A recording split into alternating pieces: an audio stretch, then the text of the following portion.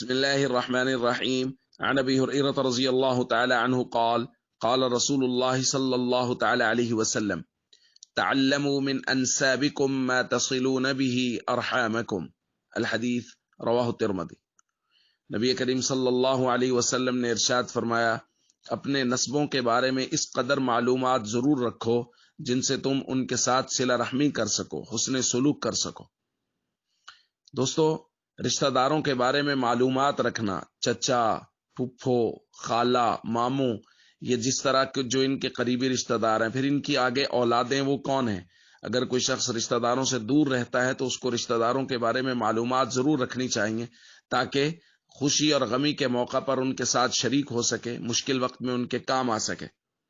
اور نبی کریم صلی اللہ علیہ وسلم نے صلہ رحمی کی 3 حکمتیں بھی بیان فرمائی ہیں، بے شمار حکمتیں، لیکن حضور نے اس میں 3 بیان فرمائی۔ نمبر 1، حضور نے فرمایا فَإِنَّ صِلَةَ الرَّحِمِ مَحَبَّةٌ فِي الْأَهْلِ، کیونکہ صلہ رحمی کرنا یہ رشتہ داروں میں محبت کو پیدا کرتا ہے۔ مَثْرَاتٌ فِي الْمَالِ، اور یہ مال کی کثرت کا باعث ہوتا ہے۔ مَنْسَعَةٌ فِي الْأَثَرِ، اور یہ عمر میں اضافہ کرتا ہے، عمر میں زیادتی کرتا ہے۔ دوستو، رشتہ داروں کے ساتھ صلہ رحمی کرنا رشتہ داروں میں محبت کو پیدا کرتا ہے۔ ظاہر ہے خوشی اور غمی میں جب انسان شریک ہوگا رشتہ داروں کے تو محبت بڑھے گی۔ مال میں اضافہ کرتا ہے کہ اللہ کا یہ قانون اور ضابطہ ہے کہ جو رشتہ داروں کے ساتھ حسن سلوک کرتا ہے اللہ تعالیٰ اس کے مال میں برکت نصیب فرماتے ہیں۔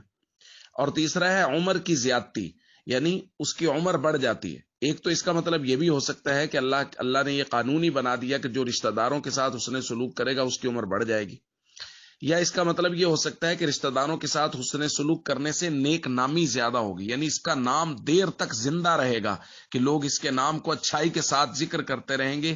یہ بھی کسی انسان کی زندگی کا بڑھنا ہی ہوتا ہے کہ اس کا نام اچھے لفظوں کے ساتھ اس کو یاد کیا جاتا رہے، یا یہ ہے کہ اس کی عمر میں برکت ہوگی اور اس برکت کی وجہ سے اس کو تعبیر کیا گیا کہ عمر میں اضافہ ہو جائے گا۔